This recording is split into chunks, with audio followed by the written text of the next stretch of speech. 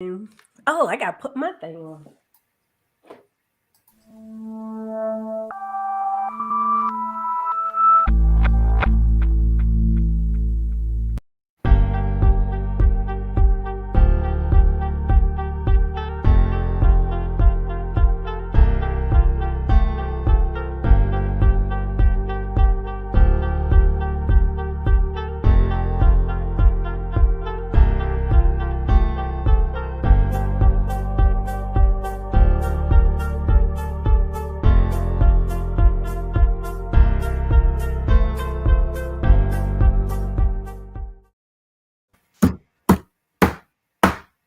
I was vibing to the music. I don't know why it feels like that music on that 30-second countdown.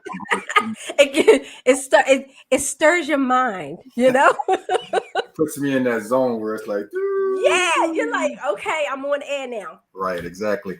But good evening, everybody. Happy Monday. You are tuned into another episode of Access Granted. Yes. Your boy, Mr. Antoine, is in the building, and my sister is back. Yes. My sister is back in the building. I missed you yesterday. Oh, well, thank you. I missed you. You had a beautiful time. Yeah, shout out real quick to Nicole.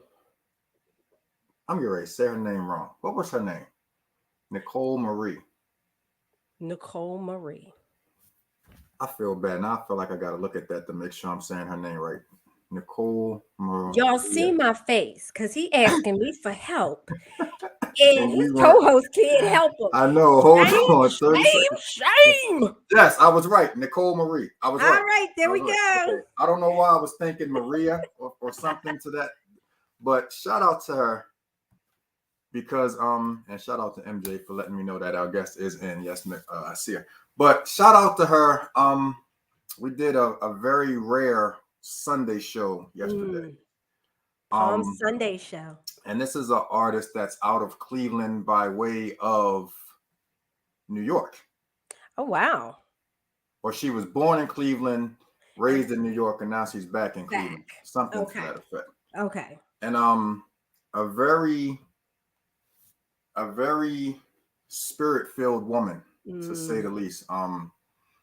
Very God-fearing woman. And yesterday there was just I had a like I mentioned to your special guest, shout out to my sister Stacy Rose.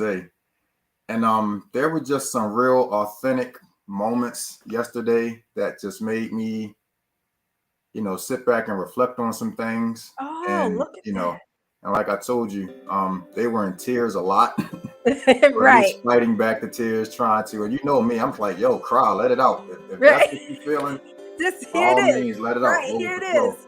But shout out to them. It was great yesterday. And after what was a great morning at church, shout out to my Victorious Living Faith Ministries family. Yeah. It felt good. So it made the rest of yesterday, kind of I was just kind of like, yeah, yesterday it was mellow, right? It was real good. So I definitely appreciate that. Shout out to them.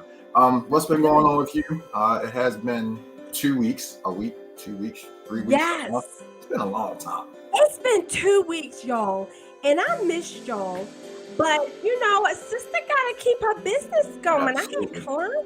I had clients. But, everything has been going well. I don't know for this Will Smith and Chris Rock thing. I just am over it. I'm so over it. Completely. Like, why are we still talking about it, right? If it was someone else, would we really be talking about it? So, but other than that, everything is good. Life is good. And I am so glad that yesterday, because of the significance, with Palm Sunday being yesterday, having that moment, Antoine, sometimes is a revitalization, to your soul and to your mind and to your spirit. And it doesn't matter if you're a male or a female. I think, it's needed. And maybe that's what God had for you yesterday. Absolutely. Absolutely. Yeah. I told Stacy that and you would have to go back and watch the show to understand exactly what I'm saying.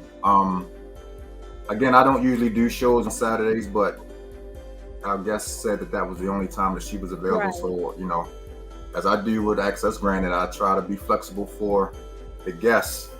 And I told Stacy, and we talked about it a little bit off air after the show was over, like it was really meant for her to co-host with me yesterday. And right. I mean, and let me tell you, the vibe was so great that they have actually agreed to do a gospel song together. Look at that.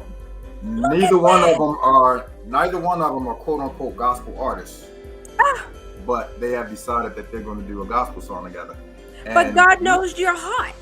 You know? Me being the pain in the butt that I can be, told them that I will be Mr. Accountability and make sure that they get that song done, because I think both of them have awesome testimonies, and both of them have that spirit in them that if they can just come together, you know, unfortunately they're in different cities, so I don't think it's a situation where they can be in the same studio at the same time. But you never know. You never know. You know, you never know. If Stacy wants to gas up the pacer and drive to Cleveland, you know, I might be willing to co-drive with her and, you know, drive for an hour or two. That's about all I'm gonna give her, because I hate long distance driving. But you know, it's just I can't wait, and I think it'll be a beautiful thing, you know, for the both of them. Shout out real quick to my man Jay McGraw, Power 4.4 Radio, checking in. Alenia Renee, your podcast information. Okay, you can y'all can see my podcast on Tuesdays, Juicy Bits and Things on Alenia Renee on YouTube. And on Thursdays, I have little mini coaching sessions. They're really short. So you can find that also on YouTube at Alenia Renee as well. And then I have my book club podcast that's on, and that is Joy Nook Book Club podcast on YouTube as well.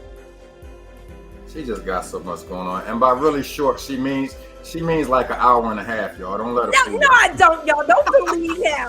Don't act like, why you gonna act ugly, Antoine, when I've been away for 2 weeks? That's why. That's exactly why, right there. That's why you picked it up, right? No, but definitely a pleasure to have you back, of course. And it's good to be back. Salute to all that you do. Like you, thank you. Like, I don't know, like I feel like you're one of those people that need a few extra hours, you know, in the day, a few extra hours in the week, you know what I mean? Because you do so much. And that's why I always understand when you can't do this, because I know that, you know, you had your own podcast situation and everything going, as well as your business, you know, which pays the bills so that you can keep the on air light on in the back and all of that kind of stuff. So y'all see it, right? I definitely understand.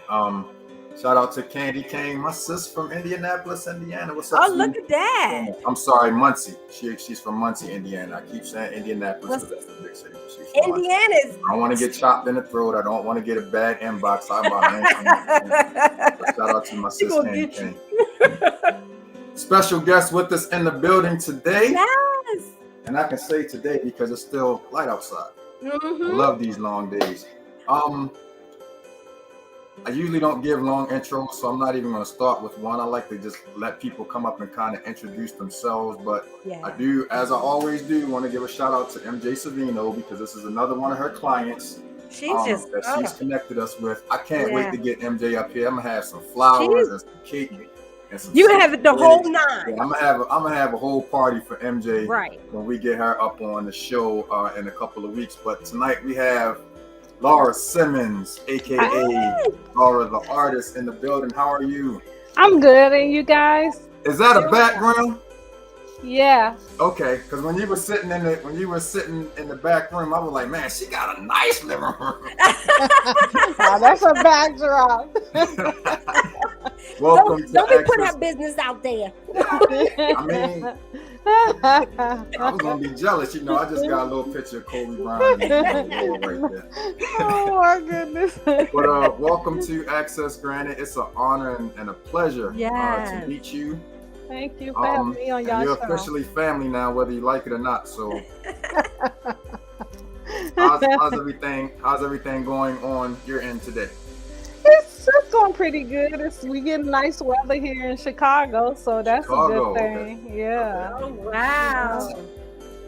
I've been to Chicago once in my life, and I was mad because I didn't have an opportunity to experience the city. I was there, and it was really the outskirts of Chicago for a bowling tournament, and we probably spent more time bowling than we did doing anything else. So I didn't get a chance. I wanted to go to the United Center and take a picture of the Michael Jordan statue, and I wanted to go get some of this pizza that I kept hearing about, and all of these other things. And I was like, man, before I knew it, it was time to turn around and head back. So you missed it then. You missed all the good stuff here. That's still on my bucket list of cities to visit. It's just going to have to be in the summertime or the spring.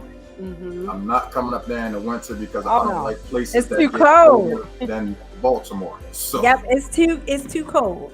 Yeah. Oh yeah, it's very cold up here. Are you originally from Chicago? You look at the moon. Yeah, born and raised on the south side of Chicago. Oh wow. Yeah. Okay, give us a little background. I hear so much about the south side. Like every time I hear somebody talk about they're from Chicago, for some reason it seems like they're from the south side. Oh yeah, either the south side or the west side of Chicago. That's mainly where most people are from. But I'm from the south side of Chicago. I'm the 9th child of 10. I am an author, motivational speaker. I'm a podcast host. I'm an actor. I do some of everything. I do some of everything. I wear many hats. Talking about me doing a lot. When I was reading your bio, I was like, oh no. She real grown. Yeah, that's how I learned how to do this background stuff, because I have a podcast show that come on Tuesdays and Thursdays. So we use the backdrops and stuff like that. Okay, so, tell us a little bit about the podcast. Okay, so the name of my podcast is Inspirational Talks with Laura Simmons and Friends. And we talk on Tuesdays, we have Let's Talk About It Tuesday. So we just talk about everything that's going on around the world. And on Thursdays, we usually have a guest on the show on Thursdays. And I'm excited because it was something I guess God had already put it in plan, and I just didn't know it, because I had already got my picture together for something, but I didn't know what the picture was for. Right. And one day I did an interview on somebody's this young lady's show, and after the show she asked me, would you be interested in starting your own podcast? And I was like, I don't know nothing about that kind of stuff. It was like, I don't know nothing about it. So she said that she'll teach me. And so she showed me the ropes and stuff. I worked through her from September until December. And, sometimes, when it's time for you to move on from people, you move on. And so I was praying on it, and I kept asking God to give me directions on what I need to do, because I said, I don't know nothing about computers. I'm not computer savvy. I said, I don't know anything about this podcast stuff. I said, but Lord, if it's your will, show me. Yeah. So before I knew it, I could hear one of my sisters.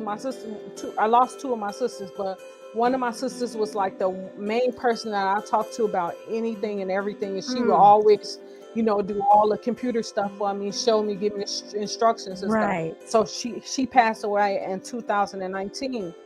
And so when I was talking to the Lord about giving me directions on how to get this podcast going, I could hear her voice, and she was like, sis, you could do this. You could do this. It ain't that hard. You could do it. I said, I don't even know the first thing about doing it. So I started messing with the computer, and then before I knew it, I started mastering it. And my friends and stuff was like, girl, how did you learn how to do that? I said, I don't even know. I said, to be honest with you, I said, all I know is I prayed on and asked God to show me. And I said, he did just that. I said, now me explaining it to you how I did it, I can't do that. Right. Because I don't know.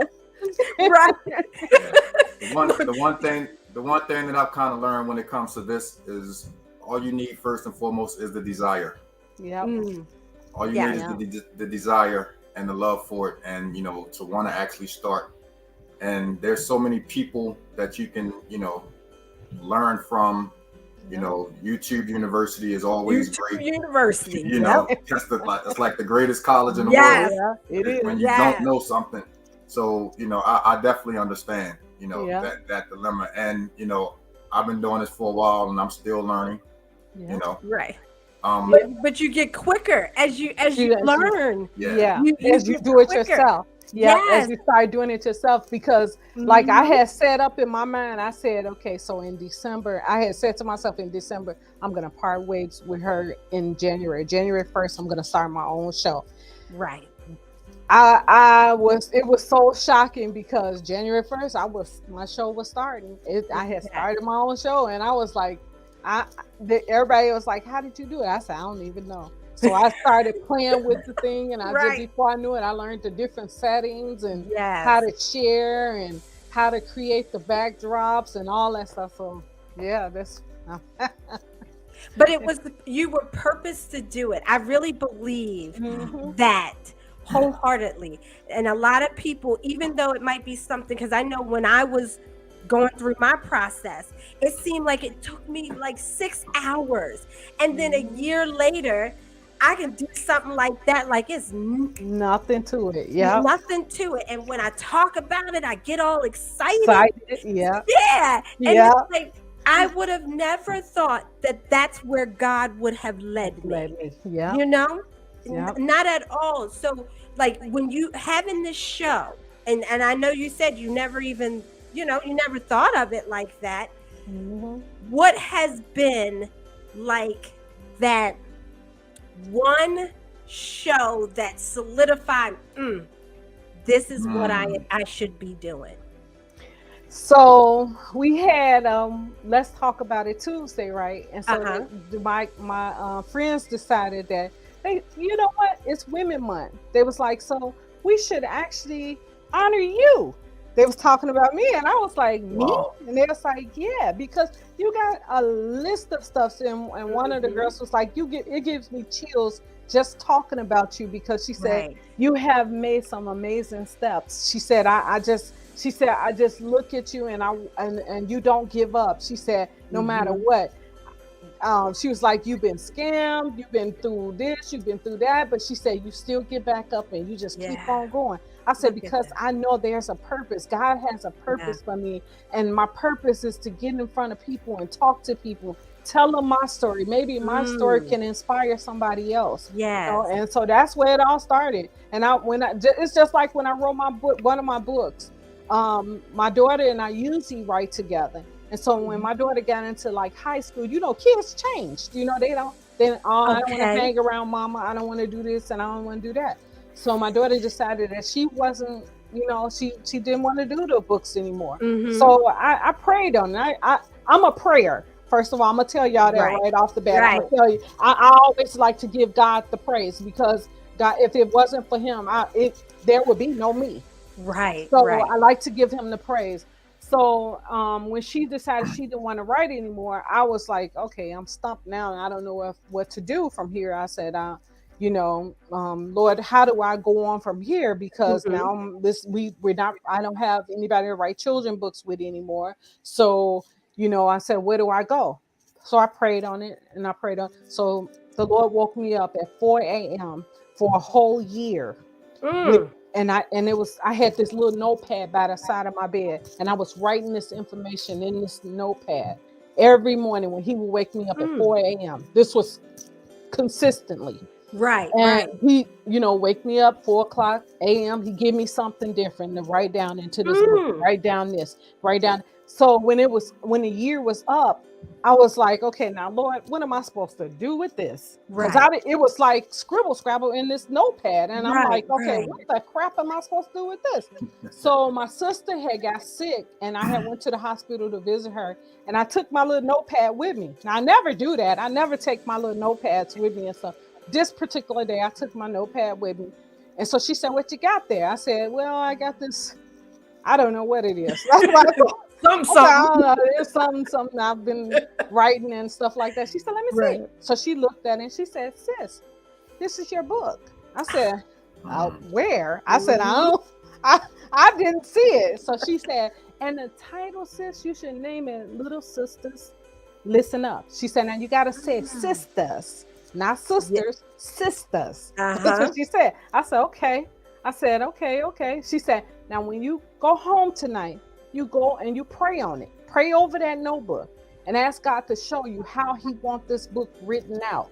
Right. And I was like, okay. I said, okay, so, okay, I did it. So I went home, got in front of the computer. I'm praying to the Lord. I'm talking to him about this little notebook and stuff. So I ain't getting nothing. 12 o'clock, it's 12 midnight. I'm still sitting at this computer. So I done dozed off by this time. I wake up. It's like I could feel like something just tapped me on the shoulder. And before I know it, I was up until like 4 o'clock that morning, typing up I had typed up the whole book. Oh my goodness. By the rest of the night. Crazy. Yep. And put it together. God does not play with people. No, he don't. Especially if you're open, but you have to be open. That's right. And if you don't have the capacity to handle what is being placed before you, you're not going to progress in what it is that you so desire, or you don't, or you don't even know is purpose for you to do. So in this book, what is the meat and potatoes of this book? Sisters, listen up. Okay, so basically I'm talking to my young sisters about things that I had actually went through as growing up, and sometimes we have to be reminded of things we went through as young ladies and things like that. So the Lord was like breaking it down to me about, what you went through. What did you go through? When you went through the little bullying, you went through the kids making fun of you because you were so thin. I went through a lot of stuff growing up that, it was just crazy. And my daughter said, I can't believe you went through that, Mom. I said, yeah, I went through it. I said, only thing the difference between you and I is I had brothers and sisters. I said, she have one brother. I said, the difference was, see, my brothers used to tell me that you're not going to be nobody's punk. You're not going to let nobody punk you. So that was the difference. I said, so, when they bully me, I'm ready to fight. Like, my brothers taught me, you know. And I said, but her, on the other hand, she was not. She wasn't the fighting kind. Yeah. So me, on the other hand, it was like, okay, we going to throw down. You might beat my butt or whatever the case may be, but I'm not going to leave here without something that I'm supposed to do, because I know I got to go home and answer to these brothers of mine. Right. So yeah, that was the difference. But I started writing in the book. It talks about about the peer pressure. It talks about money. It talks about relationships. Oh, wow. It talks about education. It talks about suicidal thoughts and things like that. And I actually was in the process of turning that book into a stage play. And what happened was COVID. The pandemic stopped everything. But hopefully you go back to it. Yeah, it's just you gotta revisit that. Yeah, I gotta get my cast back together now, because most of my young people, they had went away to college, and so getting the cast back together is the problem. So I'm just gonna recast. The amazing thing about that now is that we have the technology where it doesn't matter where they are. You guys could still come together as we are here, and talk about the direction of the play, and even have impromptu rehearsals and stuff like that. So you gotta make that happen. You gotta make that happen. Because that sounds so good. Yeah. Did you feel like the book was therapeutic for you? Oh yeah.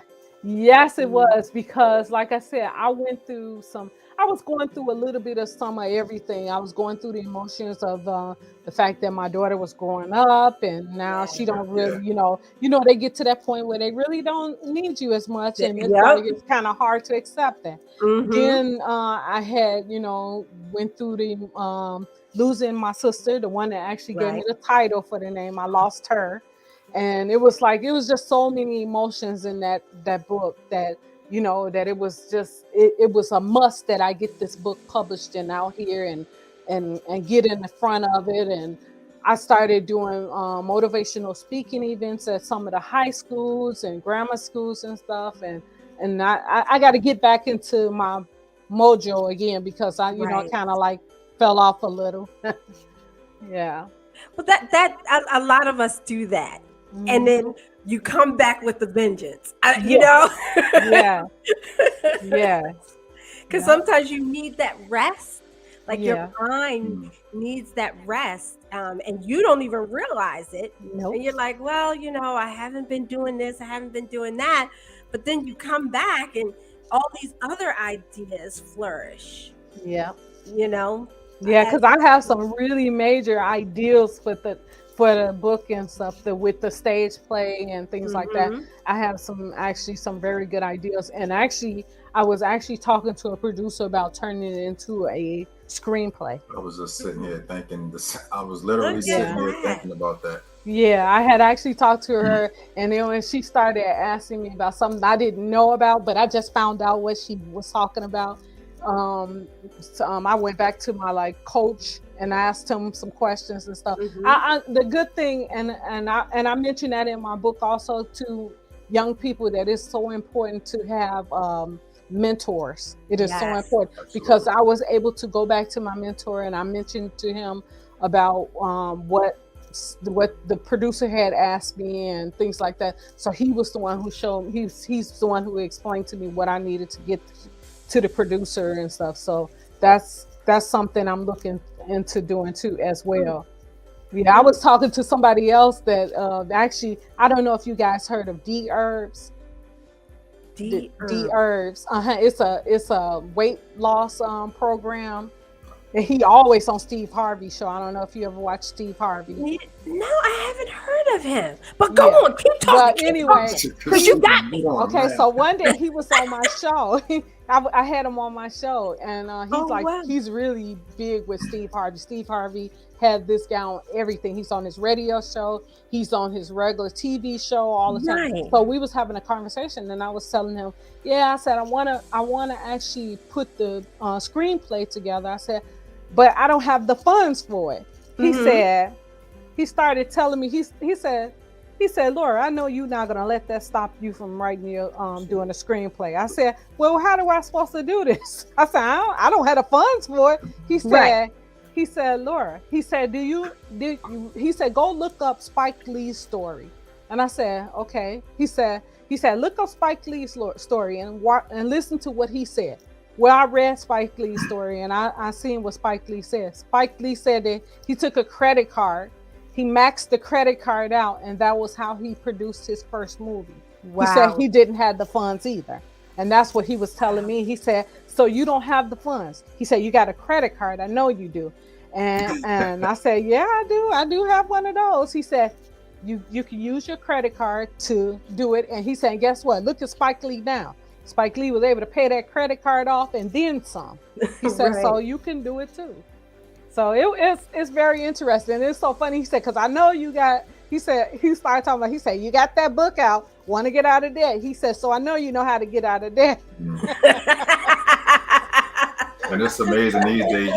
You can practically create a movie now with your cell phone. Honestly, yep. I see people literally doing it all the time. Yep. It doesn't always come out to be the best quality, but when you're in that starting mode, you know what I'm saying? Yeah. And you do have those limited funds, and maybe you don't have a credit card that you can max out.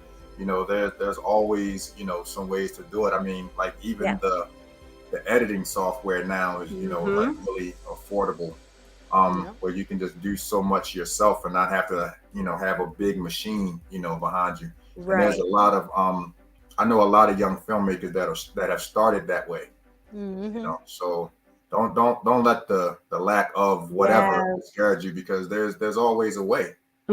College students. Oh, that's a good one. I haven't thought about that. Let me tell you something. I got a college student working for me, and girlfriend is on it. Yeah. Wow, that's good. Mm-hmm. Okay. Yeah, Thank you for that information, because I surely didn't think about that one. Yep. But yeah. Yeah, like even before I started editing my own videos, I used to always like put stuff out on social media asking if anybody knew, anything about video editing, and like literally every time I put that out there, somebody would say, go to one of the local colleges and get you an intern that's willing to learn. You know what I mean? Wow. And oh, okay. Yeah, that makes and a they lot bring of a fresh eye exactly because they're young. Okay. And truth be told, people that are in that Spike Lee position and all of those big producers of movies probably started out as interns in their own right somewhere along the line. They had to learn, so yeah, it's definitely opportunities for people, and I know it is in Chicago. It has to be. Oh yeah, Chicago, because it's a city, and you guys have some great schools up there. So yeah, I'm quite sure that you can get the resources because you have the will. Yeah, that makes a lot of sense. I thank you guys for that information, because I surely didn't think about that one. But that's all right. Well, show's over. We did our job for the night. We did our job. But the one thing that I did want to say though, it seems like getting that first book out for you kind of like planted a seed that made you just want to continue writing. Not only books, but you can probably at this point sit down and write a screenplay, or a stage play at this point. So I think that what God was giving you, just jotting things down, at 4 o'clock in the morning.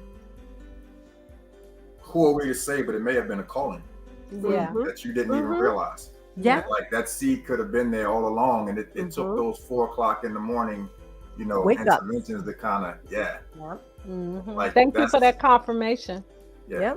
You just gave me confirmation on something I was asking the Lord about earlier today.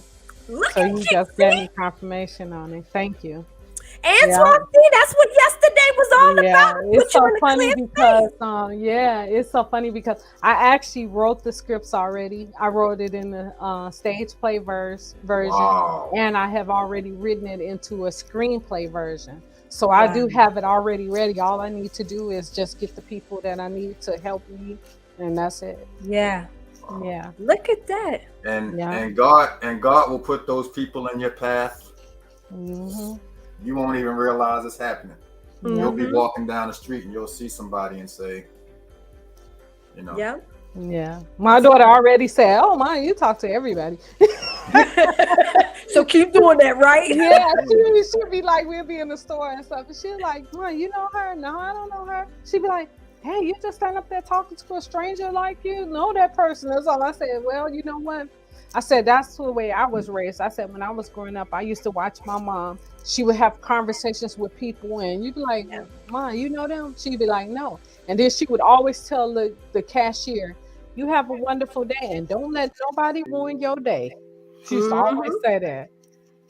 And that made that cashier's day, probably. Yeah, it did. Put a smile on their face, and they would always say, "Thank you so much, ma'am," with a smile. And it's like, "Ma, did you know them?" She go, "No, baby, I don't know them."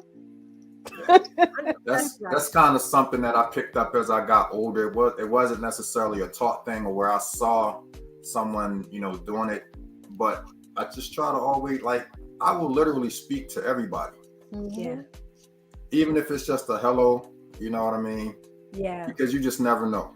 Yeah. You just never know how the smallest little gesture, can mean so much. And I know people that walk up and will hug the heck out of people that they don't even know just because. And like I haven't gotten that far because I'm not comfortable with just hugging. And I'm from Baltimore, so what you intend for good, may be taken the wrong way. But the fact that I'm trying to make is that there's just people just go through so much, and you just never know how the smallest gestures, can help somebody's day. Turn that person around, turn their day around, So yeah, that's an awesome treat. Yeah. So Yeah. Wonderful. Yeah. So after I wrote the Little Sisters Listen Up book, then my pastor was like, he said, well, you can't, he said, you can't stop there. You got to write one for the boys. So I wrote Little Brothers Hear Me Out. So then after that, then I went into he and I was talking about the debt thing. I was like, yeah. I said, oh yeah, I had a journey. I went on a journey with my debt and stuff. He said, did you keep a journal of it? I said, yeah, I did. He said, you should write a book about it. He said, because your journey may help somebody else's journey. Mm-hmm. And so I did. I wrote the book, Want to Get Out of Debt Fast. So let me ask you a question. What made you journal that process? Because so the first time that I had got myself into debt like that, I was younger, and I it was like, okay, so I'm get this together. I had to realize what was the reason why I got myself into the debt to begin with. So it was because I was with the wrong people, hanging out with the wrong people. I said their advice was giving me, the bad advice financially and stuff, and so I had to when it happened again for the second time, this time I had gotten into really, really bad debt, and I was like trying to figure out. I started trying to get out of debt, but I couldn't get out of there because I didn't know the root reason of why I was in debt to begin with. So I had to figure out that first. So once I figured out what my root reason was, then that's when I was able to get myself together. I had went on a therapy shopping spree because I had lost my mom. And when I lost my mom, it was like my whole world felt like it had crumbled. And so before I knew it, I was shopping, buying stuff that I knew I didn't need, but I was just buying it and I didn't even know I had it. And I didn't realize that I had put myself in so much debt. So I was angry with everybody around me because when I would get paid, it was like I had $5 left to my name from my check. And it was like, okay, so now I don't want to ask my husband for no money for gas. I don't want to even tell him because I don't want to hear him giving me the third degree about, so what you doing with your money and this and that. So I started out. So finally one day I just asked him, I said, look, I need money for gas. He said, what you do? And he said exactly what I felt he was going to say. What are you doing with your money? He was like, what happened to your budget? Where's your budget? I said, the budget is out the door because I can't have a budget because I got too much bills. I can't have a budget. And he was like, well, what is going on? And I couldn't even explain to him. I didn't even want to explain to him. So finally one day I just came out and showed him what was going on. He was like, what the heck? He said, what did you do? I said, I don't know. I said I found myself shopping because that was what was relaxing me at the time. So once I figured out the root of it, I was able to attack it and get it. And I got it all cleared out. And so while I was going through it, I was just writing it down for myself. Notes for myself. It was actually notes for myself because of the fact that it was a journey to get out of it. So let me ask you a question. What was, like, how old were you when you really started getting into debt issues? Let me see. I lost my mom when I turned 40. So okay, so you were So I was. The reason that I'm asking, she's in a place just like a lot of people. Really, and but you're vulnerable, like you were very vulnerable, it sounds, in what you wrote, so that you could heal. And that takes courage. I mean, the two, have to coexist. You have to be vulnerable to show courage. Without, you can't do one without the other. You just can't. And but it's something that a lot of people sit there and say, oh, they think they have a handle on it because they'll say, I don't have a problem with that. Or, I don't have a problem with that. Yeah, you do. If you have a purse that costs more than is more than what you have in your bank account, then you got problems. You got issues. Oh boy. And that's what I had to learn. I had to learn that oh wow, I'm spending money I don't even have. I said, I don't even have to spend, but I'm just spending this money. I'm like, I said, but I didn't realize this until as I started noticing these bills coming in. Then I started saying, oh gosh, how did I do this? And then I started saying, oh gosh, did I do this? I did this much damage? And I'm like, and then one day I went to the store and I'm trying to use this card and the card declined. I was like, oh Lord, what happened? I'm like, did I spend that much money? I'm standing in line like, dang, did I spend that much money? You never realize how fast it goes. Exactly. The reason that I asked about the age is because I feel like, you know, you being an author, a lot of times, especially in the Black community, that starts at a very young age because we don't know. Oh yeah. The first time I got into that, I was young. I was really young. That's what she was saying. In my early 20s. I was like in my early 20s when the first time it happened. Yeah. And I knew that, you know, my me coming from my background, we were poor. We were poor. We lived in a 2-bedroom apartment. It was 12 of us living in this 2-bedroom apartment. You know, Mom made a chicken stretched into a whole bunch of pieces. Spaghetti was like one of the biggest meals. That was like the regular meal for us. And I think that's why I don't like spaghetti to this day now, because I was like, you know, I can't stand spaghetti. Because she had to eat it so much. Just growing up, right? Because that was a meal that would stretch. And so because of that, you would think that, oh yeah, you should know about money because you come from this background where you didn't have anything. Well, not necessarily, because you don't know because nobody really took the time to teach it to you. It's kind of a learned habit. So exactly. So for me, this is what got me at a very early age. I was going to college in West Virginia, and every time we went to the bookstore and you got a bag, it would have an application for Discover card in the bag. So here I am, knowing that I can't keep hitting up Mom, you know, every week, every 2 weeks. Let me go get this credit card. And these knuckleheads at Discover card, knowing that I didn't have a job, but they gave you a card. I shouldn't have had a lot of credit. Gave me $500. And at age 18, 19, however old I was at the time, living in what was basically the equivalent of Mayberry. That $500 meant everything to me. Right. So I get this card in the mail. The first thing I do is hit up the little clothing store. I hit up, the grocery store and all of this stuff that I didn't really need. Honestly, you know, hindsight being 2020. But I got me a credit card, so I'm gonna go spend me some money. Knowing daggone well, I ain't got no way to make the monthly payments. You know, not understanding the fact that you should pay more than the minimum balance and all of that kind of stuff that you learn now.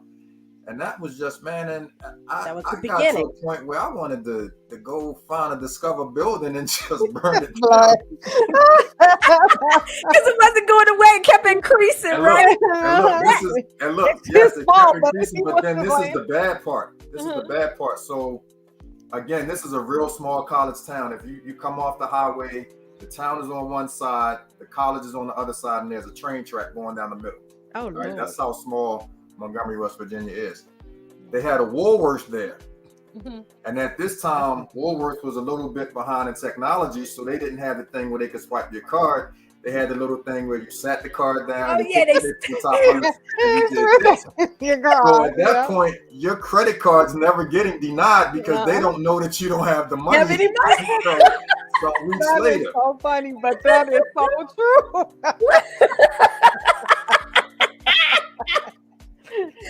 Yeah. Well, at least I'm gonna tell you, mine was the mistake that I made was, you run into these people, you date guys, or women, whatever, you date them, and some of them don't have credit established, some of them didn't care about credit and stuff, and you go to a restaurant or something, and they want to order fancy stuff. Then that's how I learned about the. That's how I learned about the. Oh, dang! I left my wallet at home. They ain't got no credit, but they want that crab cake though, right? Yes, and then it's like, okay, so I'm not going back here to wash nobody's dishes. Let me, I guess I'll pay for my card. And before you know it, now every time when y'all go somewhere, it's like you using your credit card to pay for something. Yes, and it's like, okay, so then a light went off inside my head. I'm like, man, I don't need this. Why am I doing this? So I just made up in my mind that I was going to get myself clear of this stuff. And I started clearing the debt when I was like 20. I started clearing that debt. I went back to school for accounting and I started learning more about money because two things that I like, the two things that I always liked doing was money and teeth. I'm like a big freak about teeth. It's like, okay, that's the first thing I notice about people is their teeth, and it's crazy, but I did right. And my son said, "I'm surprised you didn't become a dentist." I am too. I am too. I said, as much as I get on them all the time, I'm like, yeah, you better get you some baking soda. That'll clean them teeth. If you ain't got, because to me, toothpaste don't because toothpaste didn't do it. I used to get so many compliments because my teeth was so white, always white. And then people was like, "What do you use on your teeth? Are you using some kind of whitening?" No, I use baking soda. Baking soda. Yes, and I'm like, man, I should have became a dentist or accountant or something. And I got into the accounting. I went back to school for the accounting, but I didn't like it, so I didn't stay in that field. And before I know it, I got into this writing these books and things like that, and started working other jobs and stuff. And I wish I had went back to school though for become a dentist though.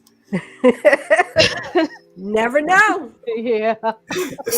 Rate you're going. You never know. Right?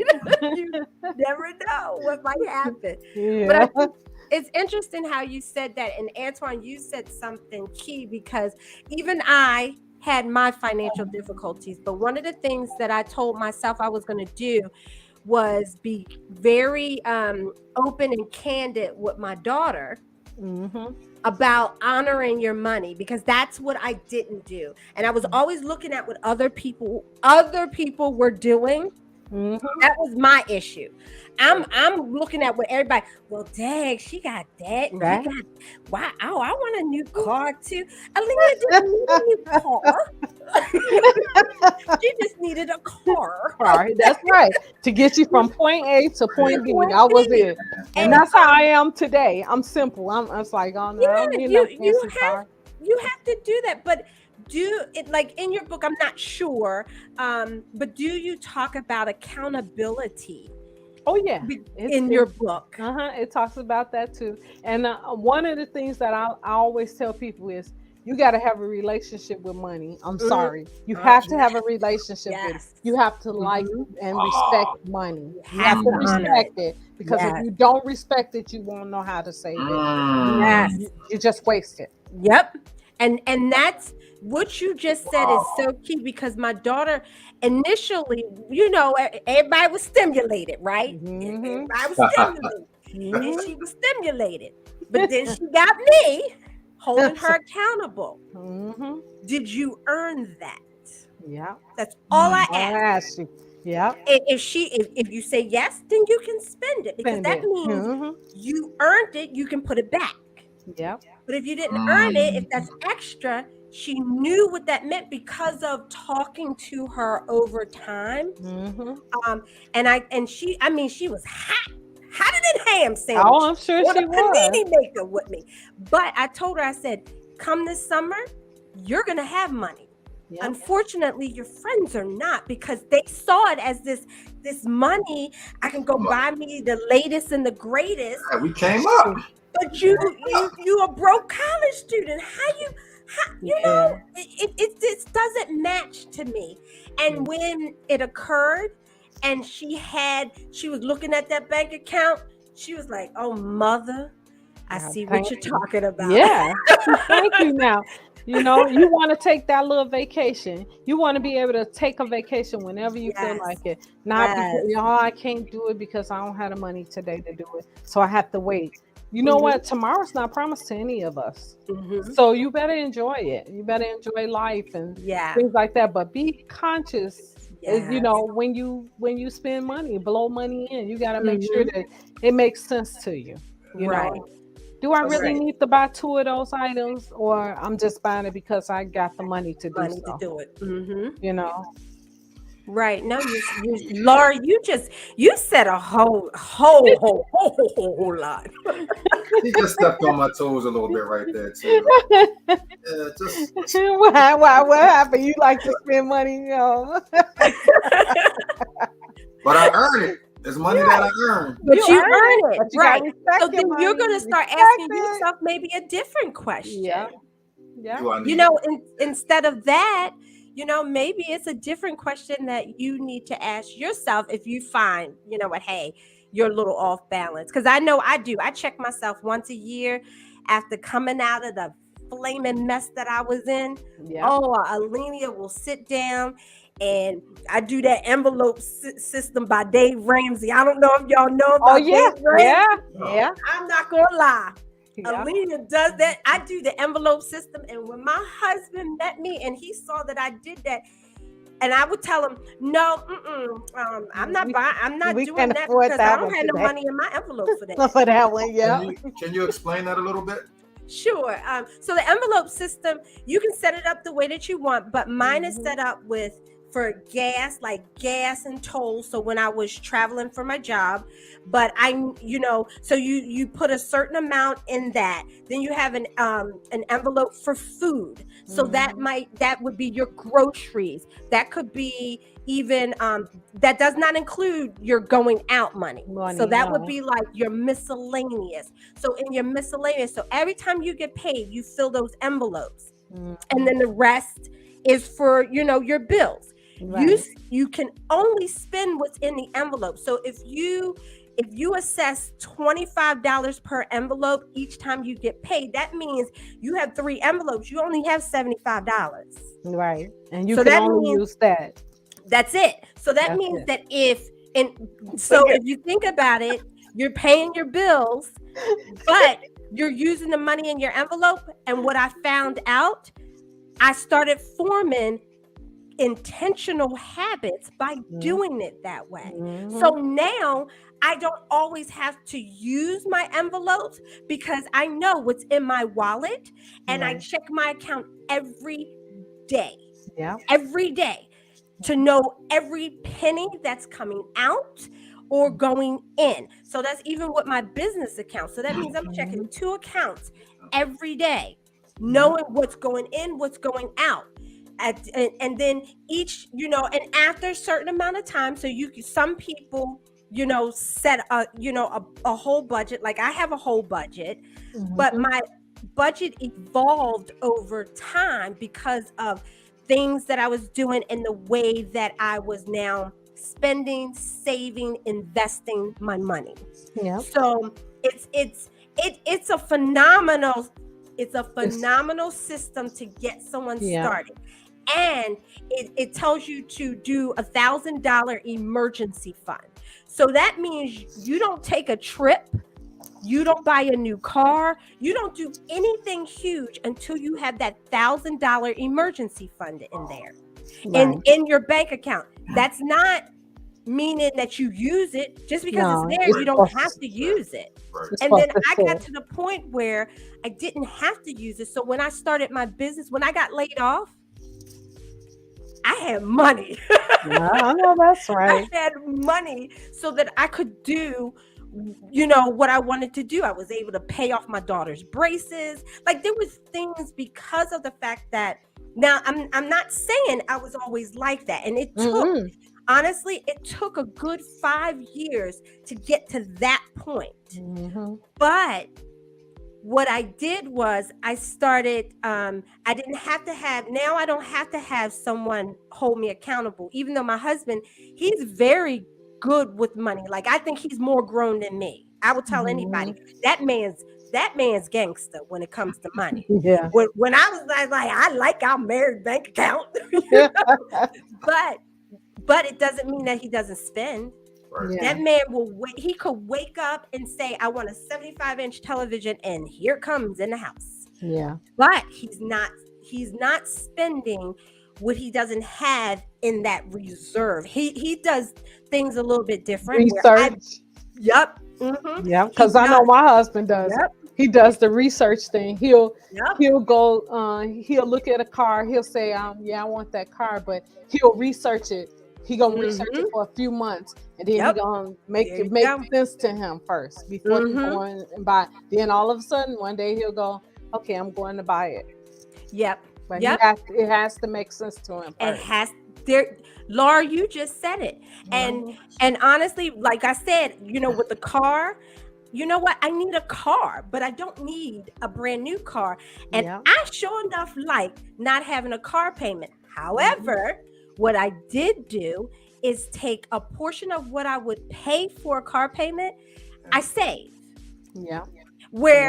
Hey, that helped again with my business. To stay afloat for a while until it started making money. So everybody has their way of doing things, but I think that accountability is key, and you have to honor your money, and you have to say no. Yeah, I wrote that in my book. Saying it's not easy to say no to people. Yeah, it's not easy to say no to people. But if you lend someone $50 that you know good and well you need that for your food, your gas, you don't have the extra. Yeah, that's why I say on the front cover of my book it says, "No pain, no gain." If you can't stand the pain, you ain't gonna gain anything. Yep. So. Laura, because I had to put myself on it was called a diet. That's what it was to me. It was like a diet. It was like, okay, so normally I would go to the movie to watch something. So now I'm going to the library to rent a movie from the library because it's cheaper, So just the little things that I had to learn how to do. And believe me, my friends will say, hey, you want to go out to dinner with us? Nope, not today. I can't afford it. They're looking at me like, are you serious? I'm serious, very serious. Very serious. Lunchtime, go to work and everybody ordering something. I pull out that little brown bag and that's my lunch. At first it was like, oh, dang, I know people gonna be looking at me. Then all of a sudden it got to a point where I just, I don't care. Then it got to a point where people was asking me, how much would you sell me one of those dinners that you be bringing to work? So guess what? I became a little entrepreneur at work. I started selling dinners. Yep, there you go. I started selling the dinners, and before I knew it, I was having cash in my pocket. That's how it works. You learn. It's just stuff you learn you start learning. And in the book, in both books, I actually want to get out of there. And Little Sister Listen Up, it tells young ladies how to make money so that you can have your own money to take your own vacation in the summertime. You shouldn't just stay in your neighborhood. You need to get out and venture out and see the world, see different places and stuff, at a young age. Because when you're young, you have no fear. You have no fear when you're young. When you older, that's when you start getting fear. And because you experienced a lot of things and you see a lot more than them. But as a young person, they have like that heart that they trust people, and it's like, as you get older, you start, I'm kicking you again. Right. You find excuses. I'm gonna be tired at 9, so it don't make sense for me to go. It ain't making sense. So it took me a little while there. I had to learn though. I had the bums that I met, and I call them bums because anytime you go to a restaurant with a guy, and the guy, every time when you go to the restaurant, I don't even have no cash on me, or I done left my wallet. It's like, really, are you serious? So now I'm paying again today. Yep. So I just started learning. I started figuring out, saying, oh no, I don't need this kind of stuff. I don't deserve this. Right. I deserve better. And so in the book, little sister listen up, it tell them about that too. It tell them that, hey, you deserve better. You know, don't settle for a chicken dinner if you can have a steak dinner. You know, and that's basically what I was telling them. So yeah. And the one thing that I read that I thought was very great, the fact that you donate a portion of all of your book sales to various charities. I love that. I feel like, and Alina, we've heard this a million times. When God blesses you with something, you have to be a blessing to somebody else. Absolutely. Yeah, I actually want to become a spokesperson for ovarian cancer and lupus, because I just recently lost my sister-in-law to lupus. Wow. And I lost my mom to ovarian cancer. So I wanted to be a spokesperson for those two groups. Wow. We gotta make sure y'all heard that, right? Say, how do we make that happen? We gotta send her some people her ways. Yeah. So the research, I have to do more research on it, but those are two things that I'm like really I really want to get into doing, the ovarian cancer and the lupus, because, you know, like I said, I lost two loves of mine, you know, to it, you know. Right. And that's an amazing way to carry their legacy on. So that would be absolutely awesome. So what else do you want to do? Well, I told you I want to write and direct this movie. I have to direct this movie. I want so badly. I keep saying to myself, if I run into Tyler Perry, what if I run into Tyler Perry? But you know what? I started thinking to myself, and I started talking to the Lord. I said, I don't have to run into Tyler Perry to produce my movie. I'm Tyler Perry. There you go. You just not sleeping in the back of your car. Exactly. But if I have to, I can. And you know, we have a young lady here in Baltimore by the name of Selena Polk, who we've had on the show a couple of times, and she actually just had a premiere for her movie called Afraid of the Dark last week at the Senator Theater, Alina, which you may be familiar with on your group. And she does her films like 100%, you know, funded by her. You know, I mean, I believe now at this point she may have a team of people that can like invest a little bit.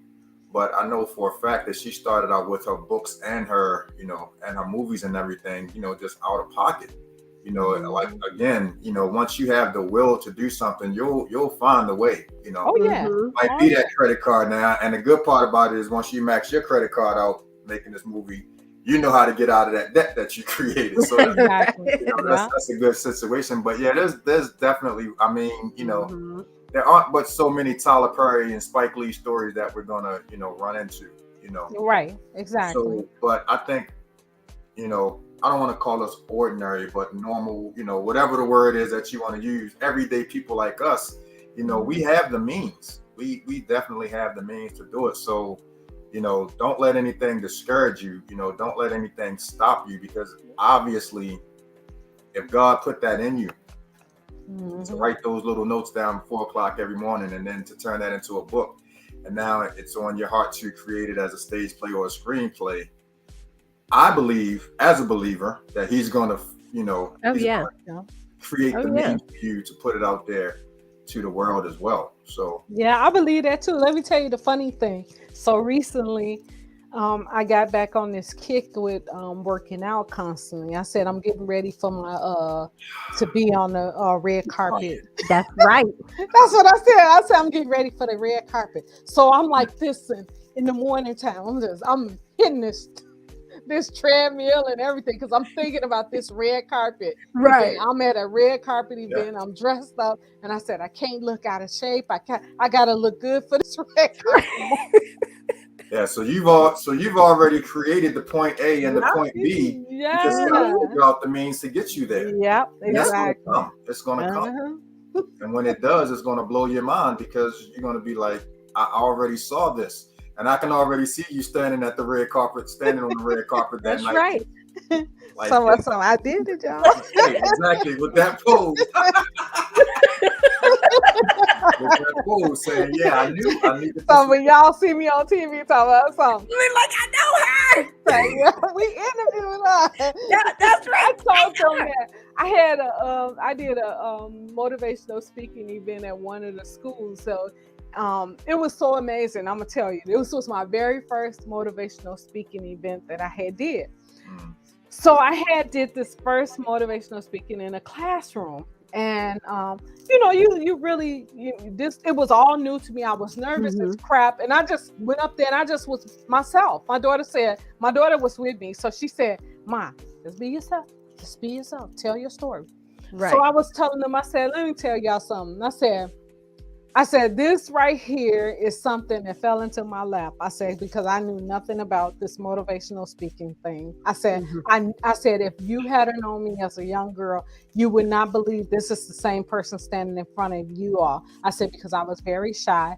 I said, the teachers thought I was crazy. They used to tell my mom that they needed to put me in a special eds class because I would not talk. I was quiet, and they would, sit me in the front of the class because I wouldn't talk. I was just really quiet. I said, and then to be standing in front of you guys to tell you guys my story, I said, this is amazing to me. I said, but I said, I just wanted you guys to know that God can do anything. I said, because anything is possible. I said, it was one phone call. I said, one of my friends called me and asked me, would I speak at this event? And I said, I was kind of nervous. I was like, what am I going to talk about? I said, I don't know. She said, you got it. She said, you got it. I said, oh, I do. I said, oh, I do. She said, yeah, you got it. You got it. You could do this. I got there. I did my thing. And it was so many people after I spoke at this event was in line to speak to little me.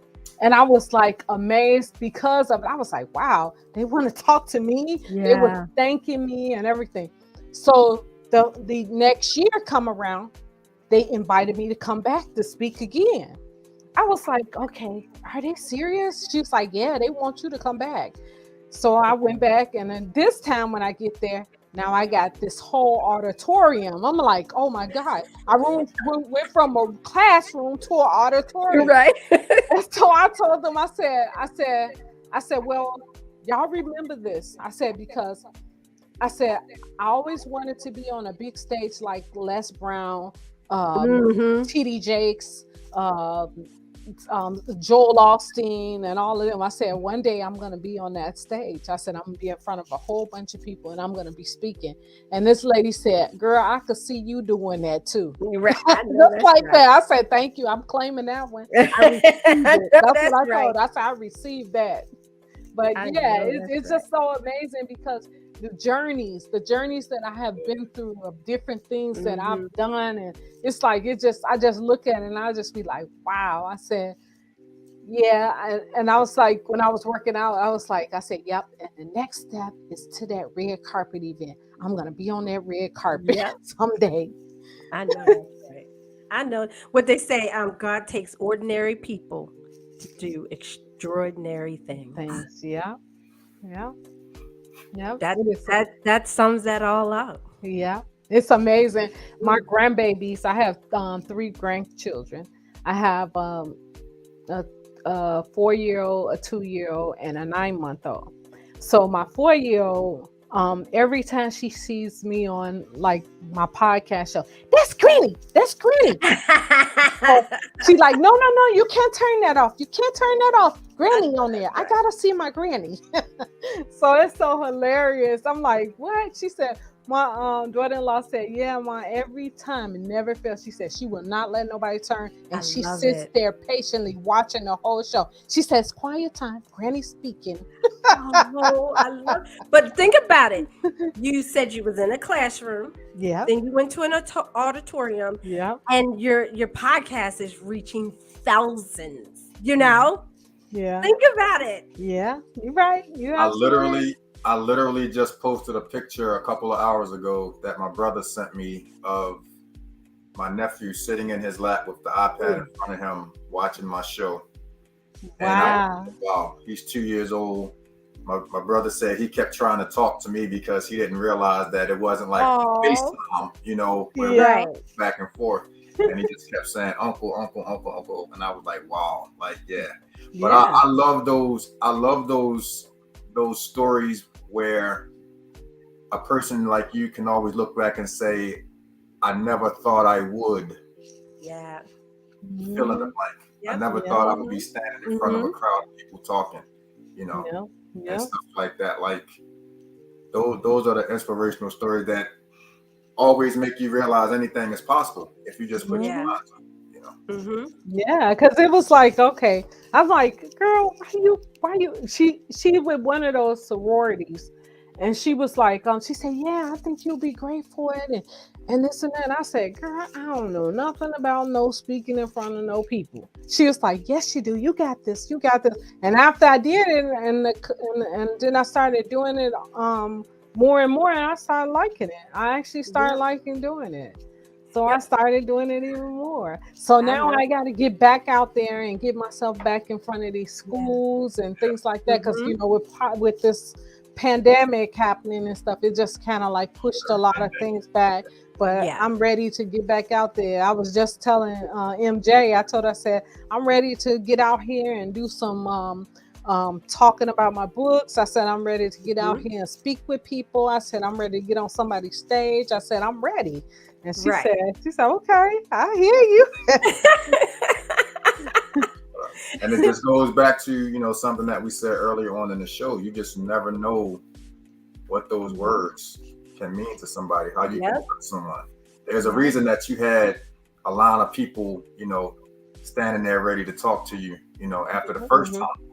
You know, so imagine when you're on that Joel Osteen size stage, you know, and you're touching people. And like Alenia said earlier, you know, when we do podcasts and stuff like this, when we're streaming live, you never know where this is going to land. It blows my mind when I go and I look at my podcast numbers and they give you the demographics and you see Japan and the Netherlands and all kinds of stuff. It's like, really? Really? Right. Yeah. Really? It always makes me think of the time zones, and I'm like, yo, somebody was up at, you know, 2 o'clock in the morning. Watching little old me. That's exactly what you say. It's amazing. Never know. So please keep going. Please keep going. You know what? I thank you guys because I was having one of those days today, honestly. I was having one of those days, and I was telling one of my friends, she said, oh, no, you can't give up. This is what one of my girlfriends told me. She said, oh, no. She said, because I'm watching you. She said, I'm watching you because you're inspiring me. And I said, really? She said, yeah. She said, girl, she said, oh, you inspire me. She said, every time I see the different things that you do, she said, you just don't give up. She said, you just keep going. She said, you like the Energizer Bunny. She said, because I told her, I said that I seen this video of Tyler Perry, and Tyler Perry said that if they don't let you sit at their table, you create your own table. So that's how I do it. It's like, okay, the greatest advice I've ever heard in my life. Yes. So I just started creating my own thing. So I said, and you know what? I'm going to do events. I said, I'm going to start doing my own speaking events. I'll team up with people and invite people to come and speak on my stage with me or whatever the case may be. Some guy just recently got mad at me because of he wanted to he was like, oh, I could help you and this and that. And so, you know, there's money coming next, right? Oh, yeah. Of course. So I'm like, nah, I don't think so. I think I'll do my own thing. So he kept at it. And so he got mad because I said no. But you know what? When you've been scammed, you learn a lot of habits from the habits that those people that scammed you. You learn those habits, and it's like, okay, it's a red light goes off, and it's like, and it's immediate. Yes. Immediate. And you go with your gut. Because I kept saying to myself, I said, no. I said this behavior was the same behavior that I ran into a few years ago, that the guy scammed me. And, you know, he told me all this stuff that he can do for me and help me with and things like that. And I said, and so you learn from those kind of things. And he was like, well, you know, you got to trust somebody. I said, yeah, but when I trust that person, it's going to be because God already told me who that person is, and you're not that person. That's what I told him. I said, you're not the person. He's like, oh, you just think that you just trying to be special or something. I said, no, I said, I believe in trusting in God. Just not trying to be a fool. Right. That's all. Mm-hmm. Right. Fool me once, shame on me, you know. Mm-hmm. Because shame on you. The sad part is because I had that gut feeling when that person scammed me. I had the gut feeling. The Lord kept telling me, no, it's a no. And I kept saying, no, but he said this and he's saying that. And I said, nope, I won't do that one again. I would not disobey. If he tell me no, I'm going to listen to what he's saying. You know what, Laura? We live in a day and time now where when you want to be an author, there's so many ways for you to self-publish your book. You know, when you want to, you know, write stage plays, you know, it doesn't have to be, you know, the arena. It doesn't have to be the United Center. You know, you can start small and work your way up. And then we're even at the point now where you can write and create your own movies and put those on platforms like Tubi and Roku TV and Apple TV and stuff like that on your own, like literally on your own. Like I said, the sister that we had a couple of weeks ago, Selena Polk, she just put hers in the center of the theater on her own. You know what I mean?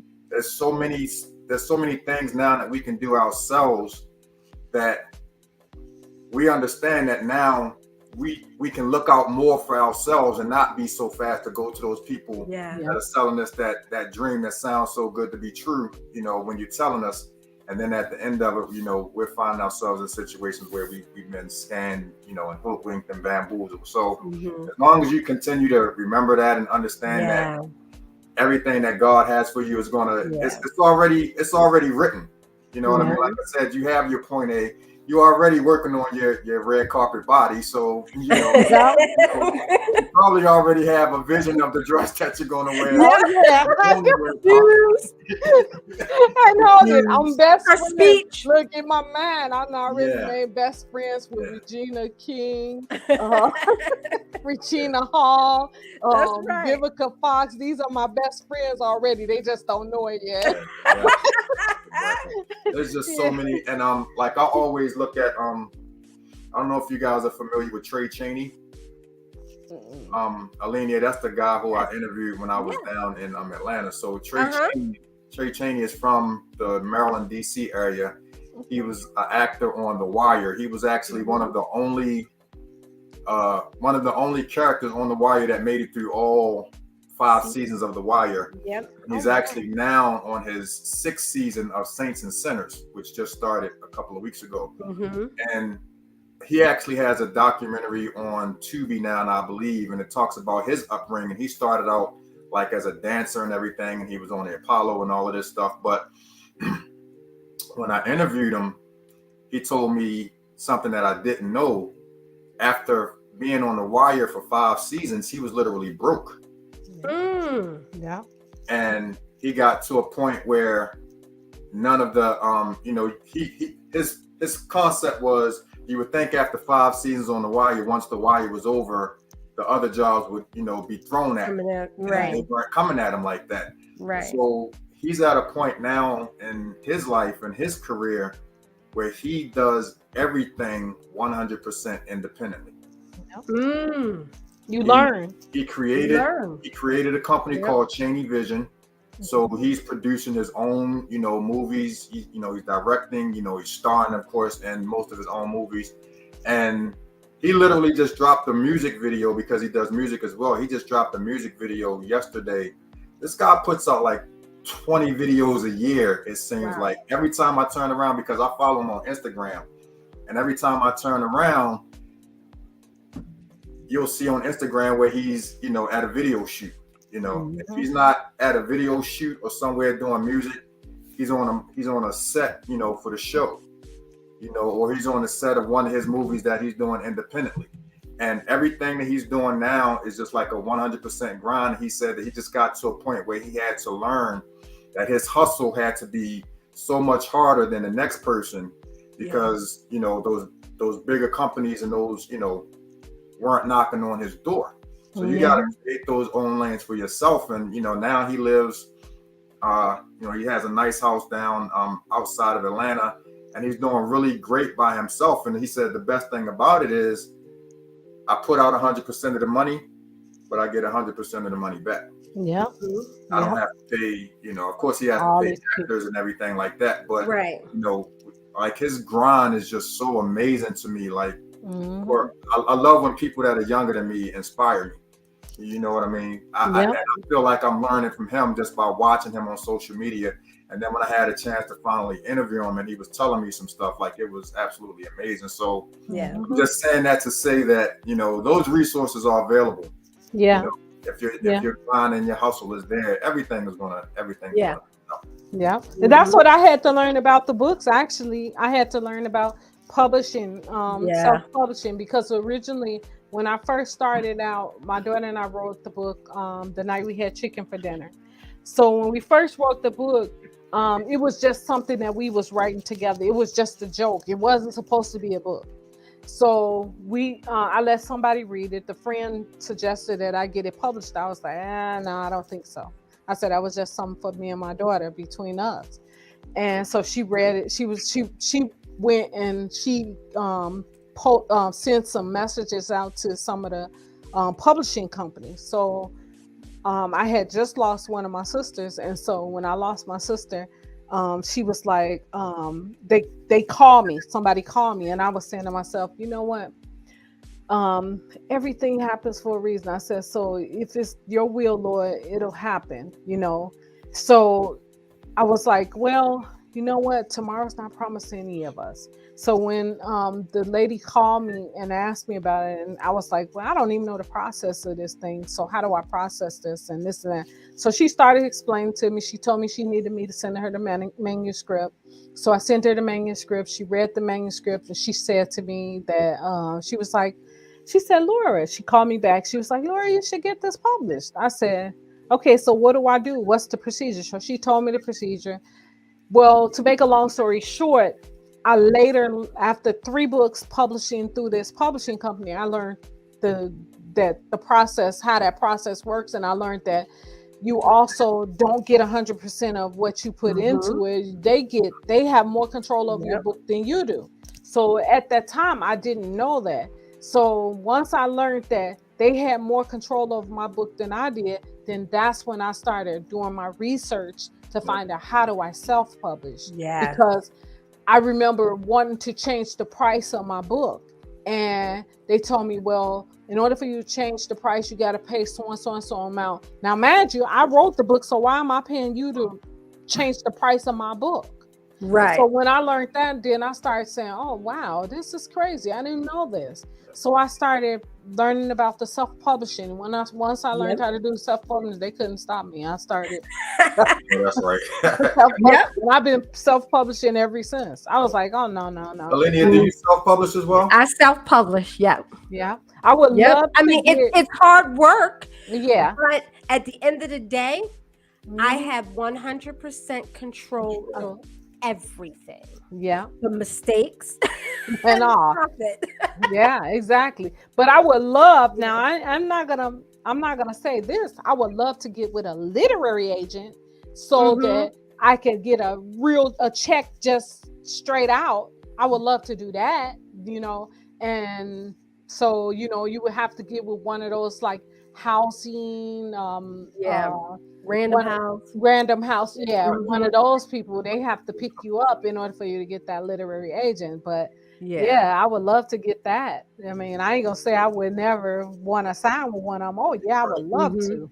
Right. Yeah. And as you're building your platform, that's like, I don't know, do you know, have you heard of Lovey Aji Jones? She wrote Troublemaker and I'm Not Judging You. I have to look it up. Look her up. She is a beast. Let me tell you something. Lovey Jones, she said? Yes, Lovey, and it's Luvvie. Luvvie. IE. And last name is Jones. You can find her on Awesomely Lovey on Facebook and on Instagram.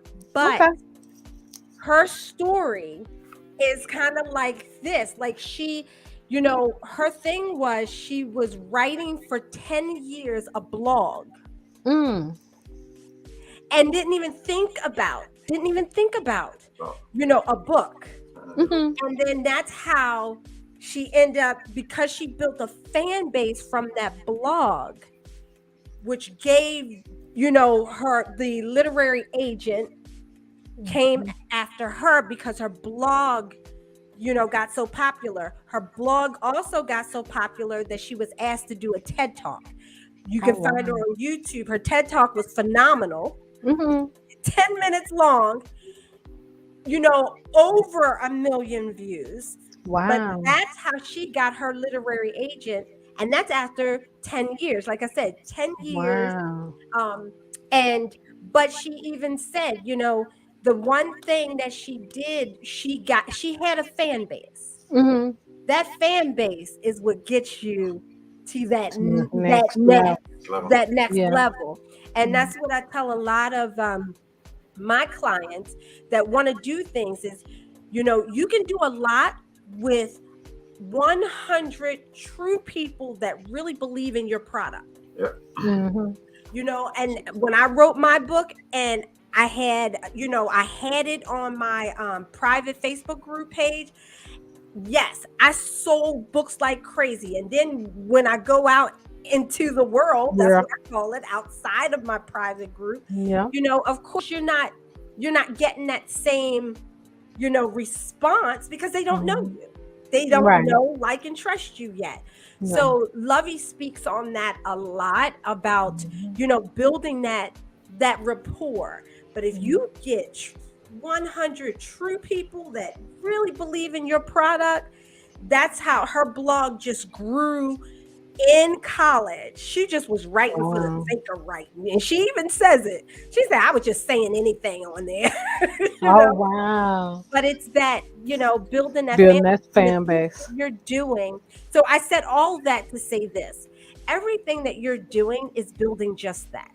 Okay, it's building that fan base that you need to get to that next level where you want to go with getting a literary agent. Yeah. Because you never know, one of those books that you wrote, you may revise it with this literary agent that can expand it, because now you have all, you have the money and you have the fans. They know that, that they'll buy it. But then you have someone like a Mel Robbins. I don't know if you've heard of her. She self-published her book. But what she did was she made it an audio book on was it not Goodreads, but on Amazon, Yeah, that's actually what I did with all my books. Yeah, all of them is available on audio too. Yep, and that's what she did. But the key was she had a fan base, and she wrote this book after really doing the public speaking and the podcast and the YouTube and all those things. And she was at it for a good 5 to 7 years before she wrote her first book. Well, she only has one. I'm sorry. Wrote her for that book that took her to another level, and it took it to a whole nother level, and it sold out, and it was #1 best-selling book on Amazon. It's still a #1. Wow, that's good. She has not changed it from being audio. So everyone takes a different route, but you have one and she doesn't have a literary agent. Wow. She's 100% self-published. Yeah. Well, that's good though. That is good. That's some good advice too. Yeah.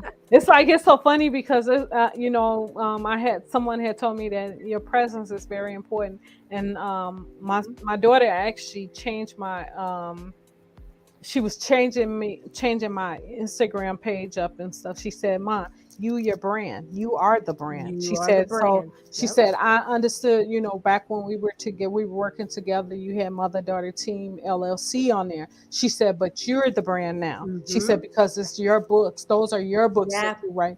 She said, "You can you can still keep your LLC under the Mother-Daughter Team." She said, "But you are the brand right now." She said, "So you might have to do a few lives, going live on your Instagram and things like that." She said, and that's what draw people to you and things like that. Yeah. All of those things that we don't want to do, but Yeah. it's necessary in the world. Me too. It's necessary in the day and age of social media. Trust me. Yeah. Yeah. Yeah. This has been awesome. This has been awesome. Yeah, I truly appreciate you guys. And look, one day that background you see in the back of me, that's gonna be the real thing. That's gonna be the real thing. I just wanted to tell you that. real quick. Tell me how you started working with MJ. I started working with MJ through Rashid. He is actually my PR, and that's who that's part of his team. MJ is part of his team, so they usually work together, and that's how I got started with her. And so now I'll cut past him and goes directly to her now. I'm like, cause he laughs. He said, I knew you was gonna do that, but he said it's okay because she's still we are part of a team, Right. He said, he said it's funny because you be like, yeah, I'm gonna ask MJ that question. Cause she good. I mean, she's good at her job, what she does. And I truly appreciate her. I truly appreciate the team, period. Yeah, she's 4-time publicist of the year for a reason. Yeah. Wow. Yeah, she's good. She's good at what she do. And I'm excited because, God willing, she will be here on the show next Monday. Oh, cool. I gotta make sure I tune in. Are you guys on YouTube? Yes, we are. Okay. I thought that she probably forwarded the link to you because when I emailed her the flyer and the link for you to get on here, I included that on there. But I can connect with you on Instagram or something, and I can send it to me, please, so that way I can make sure that I tune in. Yeah, and then people will also be able to go back and rewatch this show. Right, exactly. I can share it with everybody on my Facebook and Instagram page and stuff. So yeah, because I was talking. Look, let me tell you something that's funny to me because I was just recently talking to a young man on my show. And the young man told me that he said, Laura, he said the key is that you guys, when you go to these podcast interviews and stuff, the key is everybody sharing each other's information. He said that's how you all grow. He said, so like if they mention inspirational talks with Laura Simmons and friends on their podcast, you mentioned their show on your podcast. He said, and everybody is growing because your audience is a different audience and their audience is a different audience. He said that's how we grow. So he went, and that's what he started doing. He started talking about my show on his show, and I started talking about his show on my show, and we both growing together. So I'm going to do the same thing with you guys. I'm going to make sure that I mention you guys on my podcast tomorrow. And I would hope you guys would do the same for me. Oh, absolutely. I'm actually following your Instagram as we speak. Okay, cool. That's actually how me and Alenia started going together on podcasts. Oh, really? Yeah. That's how we started going together. No, because what you do? You start following her or something? No, well, we've known each other for a long time, but she had her own podcast situation going, and I was in need of a co-host. Oh, okay. And I said, well, why don't we get together and create this magic, create the brand, together. See if it works. Yeah. See if it works, because you never know. Because I'm coming from a totally different realm, and I was like, I don't know if I'm gonna fit, but we could try it. Yeah, exactly. And that's how we did. We teamed up together the same way. I said, look here, woman. You got to buy it. You did the Flintstone, huh? Just come on over here. That's been great. Come on over here.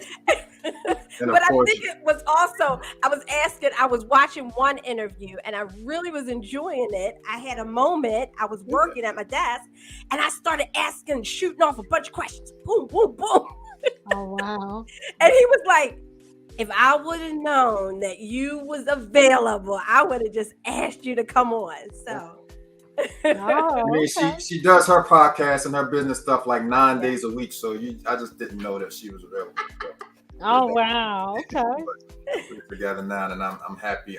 Can you just let everyone know again how they can follow you on everywhere? Okay, so on Instagram you can follow me at Laura A. Simmons, or you can follow me on Inspirational Talk with L_Simmons. Facebook is Laura Simmons, the author. Instagram, also on Facebook is Inspirational Talk with Laura Simmons and Friends. And then on our YouTube channel is Inspirational Talks with Laura Simmons and Friends. Inspirational Talk with Laura Simmons and Friends. Mm-hmm. Okay. Bingo. There we go. So now on YouTube it's with the S and after talks. Okay. Yeah. I'll find that, but I wanted to follow you on Instagram, so okay. Make sure that I share the information with you. And do you have any last words of inspiration that you would like to give before we let you out of here tonight? Sure. I want to tell everybody that you don't let anyone dim your light, because it is so important to shine. Yeah. Because if you ever look into the sky, if you ever look at the sky and you notice that there are more stars in the sky than just one, know that you could be one of those stars. Mm-hmm. So just keep on pushing. Yes. Words to live by. Mm-hmm. Words to live by. Thank you so much. All right. Thank you. I appreciate you guys having me on your show. Yeah, absolutely. I will be sending you the YouTube channel as soon as we get off of here, okay? Okay, cool. All right. Thank you. Thank you. Y'all have a good evening. Have a good one as well. All right. Bye. That was so good. She was the bomb. I told you. She was. Sum it up, y'all. She just summed it up. Yeah, like really. If you got a story, tell it. Tell it. If you got a story, tell it. Because you never know who that story is going to touch. Yep, exactly. Who that story is going to help. Who that story is going to inspire. Mm-hmm. Exactly. And just make sure that you're doing everything for the right reasons. Like, I always tell everybody, if your mindset is that you're in it for the money, if you're doing something for the money, that's fine and dandy, but find another motivation to do it. Oh yeah, you have to have another reason why. Yeah, the money will kind of, take care of itself. And absolutely. You said it. That was a good show. It was a great show. I will definitely continue to follow her and keep in touch. Mm-hmm. I know she'll be great for, your book club. Absolutely, because look, I already wrote. I had my notes, y'all. I saw you when you gave her Lovey's name. She was right there with her little notepad as well. Mm-hmm. I'm telling you have to have those resources, y'all. And we gotta share. Our resources. You do. That was another thing that we talked about on the show yesterday. Like people, always want to hoard, information and resources. Like, no, man, you share those resources, man. Yes. Like she said, the stars, there's more than one up there, and there's no reason why. Exactly. There's a place for everyone. Absolutely. And when you do that, when you hoard, then you won't progress the way that you think you are. Because you're cutting off your resources as well. You sure are. You're cutting off your resources as well. Because if and you don't share with me, I ain't sharing with you. You right? Don't call me. You gotta share, and if nothing more than just helping each other build at the end of the day. That's what it's all about. Exactly. So great show. With that being said, we're going to get out of here. We definitely appreciate everyone that tuned in. Yes. We will be right back in the building on Wednesday. Hip-hop legend Shabam Sadiq. I'm looking forward to that show. I'm going to give you the right name so that you can do your research, because I know that this is probably somebody that you're not too familiar with. Right. I mean, like, what? I got you. Trust me. Okay. It's an awesome show, and hopefully we'll have some videos and stuff that we can play as well. But definitely appreciate that. And I love you, sis. I appreciate you. All right. Tell your husband Walbrook Warriors in the house all day, every day. I will definitely tell her that. All right. And on that note, we're out here. We'll see you guys Wednesday. This is Access Granted, the Pod Stream. We love you. All right. Night. Good night.